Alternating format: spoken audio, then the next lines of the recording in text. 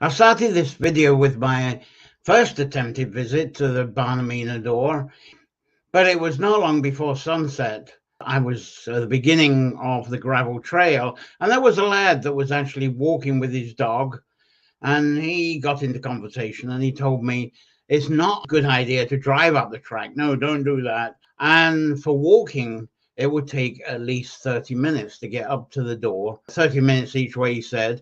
On the notice, the Amach notice, it says 20 minutes. So me with a rollator to get around, it means at least 90 minutes each way to walk it. So I decided, as sunset was about an hour away, this was not for that evening on my first visit, but I come back on another lovely day and try again.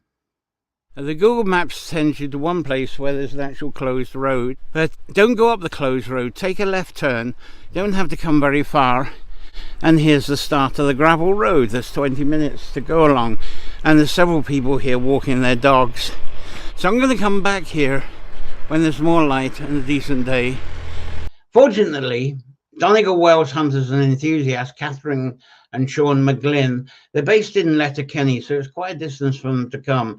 But they still offered to help me get to Barrnameenagh, get to the door, and to get there, they've got a powerful 4x4 car.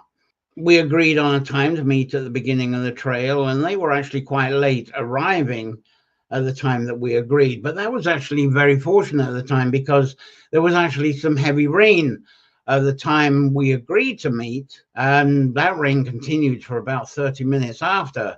Once they arrived and once we got going, the weather stayed wonderful.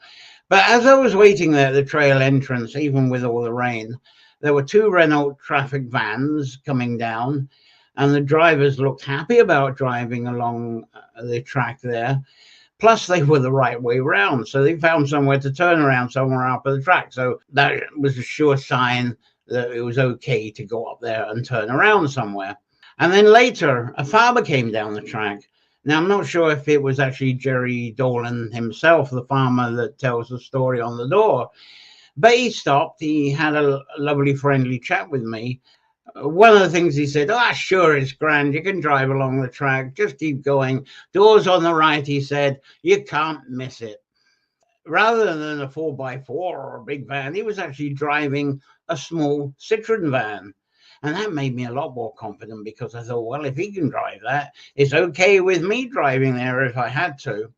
And we're in the car now with Sean and Catherine, who kindly give me a lift up to Barrnameenagh, which is the 21st of the Amach doors to the field. And the farmer came down with a little Citroen earlier.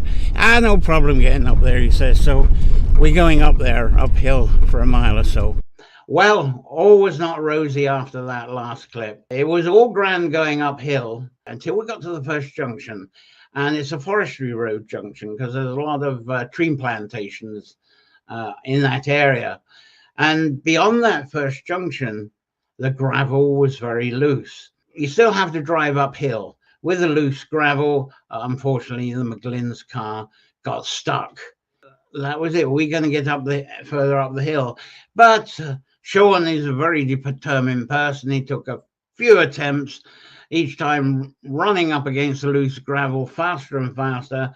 And we did it. We got past the loose gravel and we kept going up the hill. Now, thinking back at the farmer who was chatting to me at the bottom of the hill, door on the right, can't miss it, he said.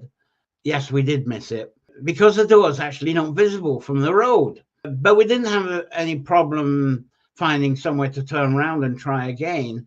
But once we had turned around to come back downhill, we went very slowly. I was staring at the trusty Google Maps app so it could fix our movement, because I got the spot where the door was supposed to be. So anybody using the Google Maps app, you know very well, you just follow the dot till you get to your destination. Even when we got to the spot where the cottage and the door was, we couldn't see the cottage at first, and then realized it was just visible above some tall rushes, and the door itself was actually on the other side of the ruin, facing towards Loch Allen. Here's some video clip of us finding that door. Well, we got to where we crossed the field. There's beautiful views of Loch Allen there. The door is still there, I've heard. Certainly a very pretty place. We're approaching the cottage now, and that's where the story is going to be. Sean there filming as well. We're up to the ruins of the cottage now, and there's bound to be a story or two about this. And there is the door, the 21st door of the Amach to the field that I'm visiting. So I've covered them all. Now to get the phone number, make the call, listen to the story. Well, Jerry Dalton gave his stories, and the main story here is how the place has been overrun with the tree plantations, with the forestry. He talked about the various people, the various families that lived here, and bit by bit the families moved out. Kind of clearances like what happened in Scotland, in Sliabh, in Scotland especially. So it started around the late 70s, moved into the early 80s when the forestry took over, investment forestry, and the families were cleared out, unfortunately. So there's absolutely nobody living here now. Jerry does farm this a little bit. I'm not sure what he does. There's not much he can do around here because it really is encroached with forestry. But he did explain a bit about the families here, what they did, a bit about their farming, and he talked quite a bit about the landscape around here.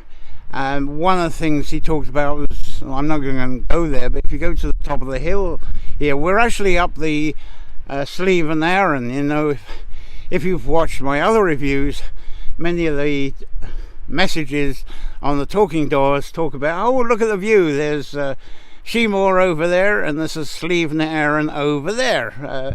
So everybody proud of the views. Now we're halfway up Sliabh Iarainn, and apparently if you go up higher, go towards the top, there are two big stones. This one he talked about is the rocking stone, which was a rocking stone certainly in Jerry's time. So it was a bunch of young lads who thought, okay, we're going to see how this can rock, and so they rocked and rocked it until the damn stone fell down, unfortunately. And it changed its name. Instead of calling it the rocking stone, the locals started calling it the Vega stone. I'm not quite sure what the Vega means, but it's still well visited. It's still quite a mighty stone to look at. And then apparently there's a flat stone, a big flat stone not far away from there, and there's various folklore tales surrounding that. Apparently it's a huge stone that you can actually climb into, and then there's another platform below it, and people would go down there just out of curiosity and sit on the platform and meditate. It's almost as if it's like a natural cairn. And so there are stories of people that actually went into it and they feel electric shocks. They get some sort of shock, and there's even story of people going in there and disappearing. There's one man, and says even in Jerry's time he went up there and he climbed into this stone. He got the shock and it actually shot him up in the air. And so several days later there was a search party up there looking for him, and they actually found him down the other side of the hill. So that was a bit of the folklore that was here. If I've forgotten anything, I will do a little bit more in my home studio to add another clip onto this. But there's one other thing I better show you as well. Now you might not see because of the mist and the trees, but can you see that island? See that island? That's Loch Allen there. That island there, that's known as O'Connell's Island. He didn't talk about anybody actually living on O'Connell's Island, but apparently just beyond there, and perhaps to the left a bit, there was actually a village there. And that was the original Drumshambo village. And I suppose somehow, he didn't tell the story thoroughly, it was flooded. And if you actually see to the left, there are bits of islands there. So I wonder if that was the old Drumshambo. But the modern Drumshambo village was actually named after that. But he did tell the story. I suppose they had a warning that this was going to be cleared. But some people did apparently drown when the old Drumshambo got flooded. Well, I'm going to go through the story again, see if I missed anything out that Jerry said. And I'll do another little clip from my home studio a bit later on, and then I can put this whole video review together. Now, there's a few things I actually missed out from that storytelling review that I did on the spot, and just as well I did some on the spot because it was very useful to face Loch Allen and repeat part of the story that Jerry told about there. As I was waiting for Catherine and Sean to arrive earlier when it was showering and I was down at the bottom of the drive, instead of just poring over the Google Maps app, I swapped for the good old-fashioned Ordnance Survey map to look around, because when I looked for sites around there before, that's what I used to use. Well, before there was a Google app. I was pondering, looking at the OS map, I was back to pondering on something I'm always pondering each time I visit the area, because I noticed several times when I visited other sites, such as the nearby St. Hugh's Well and Sweat House, there is a narrow road. It breaks up a bit. Sometimes it's a footpath, but it's there, and it runs almost parallel to the main road from the modern Drumshanbo all the way to Dowra. Well, Jerry actually explained on his voice message that the country road that I was looking at that was breaking up, that was once the main road between Drumshanbo and Dowra, and the winding road that's now closer to the Loch Allen, it's quite new, he says, and it is actually a lot wider. It is wider because it is two lane. The one that was there before was just a one lane with passing places. But there was one part of Jerry's talk that really did amuse me, and it's a bit like the talking to the farmer down at the bottom of the track I met earlier. Might have been Jerry the farmer, I'm not sure. But the way he said, the drive up was easy and you kind of missed the door. Well, on this phone message, Jerry talked about the fate of the rocking stone, which you've already heard. That's now since called the Vega stone, and also the massive bracken, or is it Brecon stone as well. I couldn't work out which, from his pronunciation, what it is. But Jerry went on to say, walk further along the track up the mountain. That's the track that we drove on past the door. And we did get up to the first gate. And he said, you go through the two gates, you go past a couple of bushes, and you go to the right a bit to find a stream. Then you follow the stream. That leads to another stream.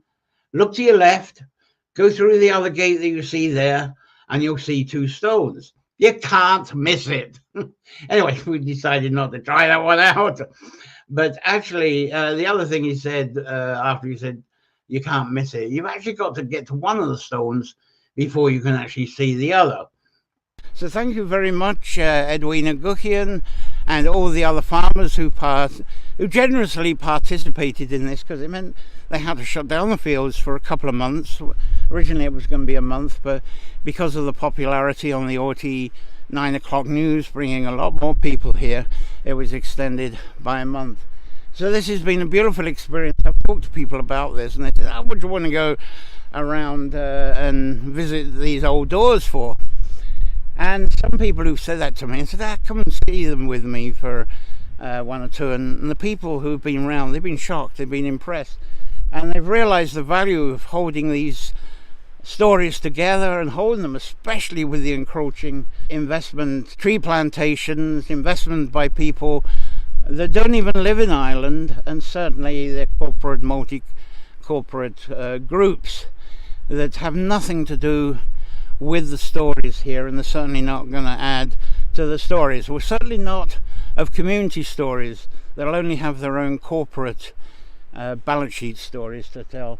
So it's been a joy to come round, and I hope this is going to actually encourage more communities to come together, and I hope this idea might spread not only around Ireland but anywhere where people value their communities, value their stories, value their music, value their song, and to keep that going, because that really guides our lives a lot better, I believe, than what any corporate replacement might do. People might say, okay, well, take it, accept it, because that's how civilization is now. But the thing is, civilization doesn't last as long as community.